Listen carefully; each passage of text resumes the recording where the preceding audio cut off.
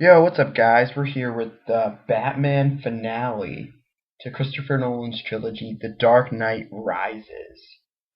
So, this movie had a tough ass job of being able to remotely come close to the last movie. Everybody was worried about it, everybody didn't know what to think about Anne Hathaway, all this stuff, but everybody should learn to shut up and let Nolan do his thing. Now, is this movie as good as The Dark Knight? Just about. The Dark Knight's just a hair better, but it's really almost pretty much the same. And that's a good thing. That's a very good thing. But movie-wise, it's not the same. And I like that. So, at the midnight premiere, I actually did the Dark Knight trilogy marathon thing. And it was incredibly fun. One of the best movie experiences I've ever had at a theater. Um, So by the time the third one came around, everybody was just waiting for it. It's definitely the most anticipated movie of the year, and it's definitely the best movie of the year. You know, Argo? No, The Dark Knight Rises. So let's be real here. So yeah, the first time I saw it, I honestly didn't know what to think, because I was wrong in expecting it to be more like The Dark Knight, which it wasn't. It was good that it went its own way. In fact, if anything, it's more like Batman Begins, because it brings it full circle. It relates back to both of them, and it's great that way. You don't go in expecting a movie like The Dark Knight, because you're not going to get it. But the second time I went in to see this, there was so much I missed, and I loved it even more as I did the third time, and then I saw it in IMAX. So I saw it 3 times in regular and 1 time in IMAX. The IMAX was great, man. The stuff with the bat, oh my god. But let's go into the casting. Christian Bale, deepest Batman performance ever. You really felt for the guy. You could see that he wanted to help the city, but he just couldn't get past the pain that the Joker and Harvey Dent, as Two-Face, has caused the city. So, you see him struggling that, and I like how he didn't just rise up right away and become Batman. He needed to physically become the Batman, in his heart again. He wasn't all in it the first time. And I like that. I thought that was very interesting. But yeah, let's go into it. Next we have Anne Hathaway's Catwoman. Everybody doubted her. Everybody did. Even I wasn't sure.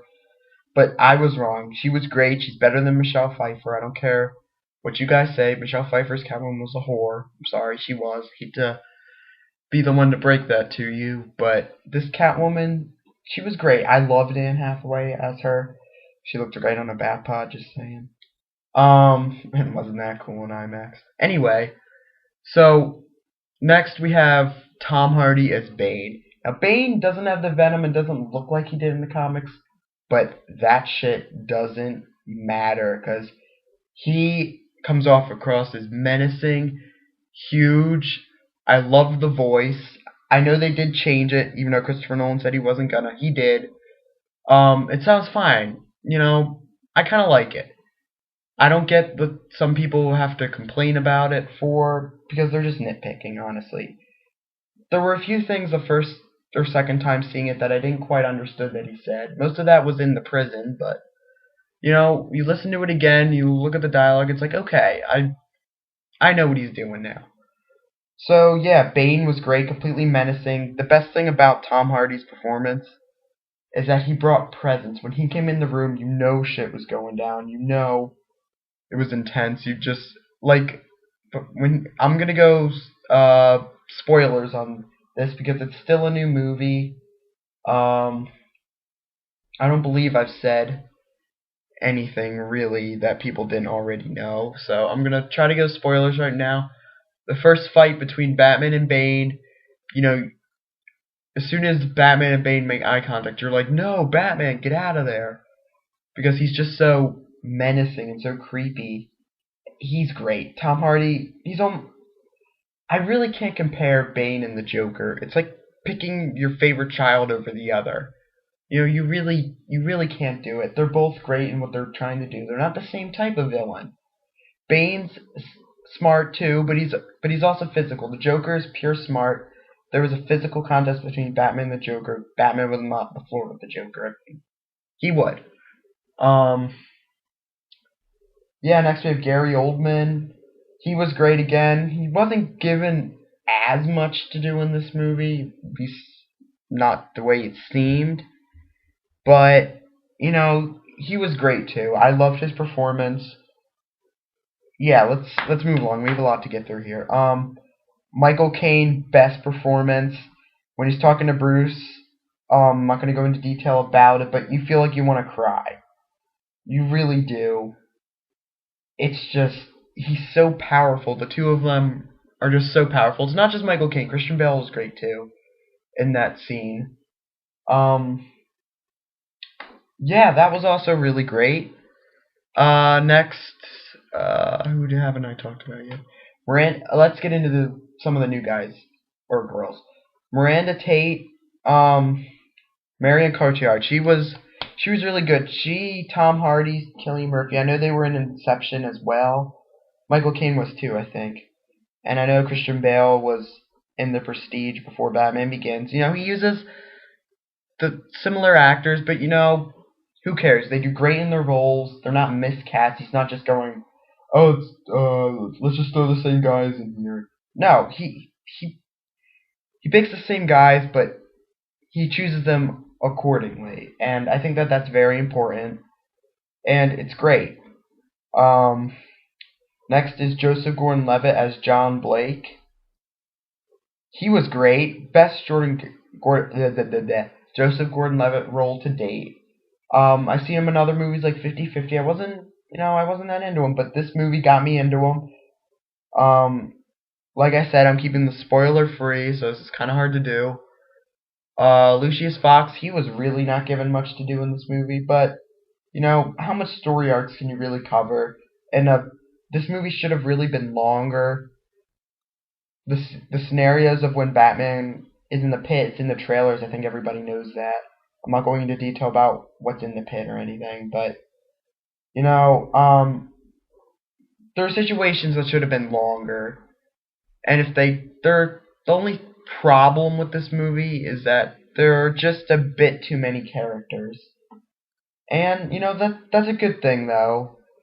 But in an already almost 3-hour long movie when things are covered enough but they should be covered more, I feel like this movie would have been better in 2 parts. I still loved it the way it was. I would have hated having to wait months for the next one. So I'm not gonna nitpick here. I loved it. One thing I didn't love, one actor I didn't love or didn't really like was Matthew Modine as Foley. He was horrible. He was worse than he was probably one of the worst casted of anybody in these films. Not talking the old films like Batman and Robin obviously had the worst, but of the Nolan trilogy, he was probably the worst. Not that his character is really that important. You really could have cut him out, but whatever. Yeah, if you really watch the DVD of the special features on how much Nolan really went to do all this stuff, like the final battle when they're all on the streets of Gotham, there were really that many people there, and that's hard to do, to get that many people to all just respond and act a certain way. That's hard, and it's almost mind-blowing how well it worked out. And the stuff on the opening with the prologue with Bane on the helicopter, just everything looked so great. And I love, moving along here, I loved the chemistry between Bruce Wayne and Selina Kyle, Anne Hathaway. She was great, as I said before. They really worked well together. I wish they had a little bit more together. But, it's fine what we saw. We saw what we needed to see. And that's what movies are. You see the stuff you need to see. There are a few silly things to pick out here, but they're not big at all. They're very minor. And they're pretty much on board with nitpicking at this point. Which is what people do. Usually I don't Usually I don't do what I'm gonna say, but since I know it's the huge thing, the Avengers, The Dark Knight Rises, The Amazing Spider-Man, I'll just give you my order now. Dark Knight Rises was the best by far, then Spider-Man, then the Avengers. Personally, I'm not trying to attack the Avengers. I wasn't a fan of it. I didn't really like it. I was kind of disappointed. But I'll get into that when I do an Avengers review. I know a lot of people like it, and that's fine. And I know people don't like these movies, and that's fine too. Uh, so yeah, guys, I'm trying to stay out of spoiler territory. Maybe soon or in a little bit, since this is still a new movie, I'll eventually do a spoiler review, maybe. So yeah, this ends my Batman movie reviews for now. I'll be moving on to something different. Like I mentioned, I believe at the end of the Dark Knight one that I'd be maybe doing Spider-Man or Iron Man or um, Pirates of the Caribbean, Lord of the Rings, Harry Potter, Star Wars, the new Star Trek, because Into Darkness is coming out soon. So yeah, um, jeez, I really gotta stop that. So yeah, this was a great movie. Oh, my rating, right. So I gave Batman Begins a 9 out of 10. I gave The Dark Knight a 10 out of 10. And I think this is right in the middle. I give it a 9.5 out of 10. The Dark Knight Rises is a 9.5 out of 10. It was great. I love it. It's really hard to compare them to the other two. But this one does such a good job. So, yeah, guys, I'll catch you later. Thanks.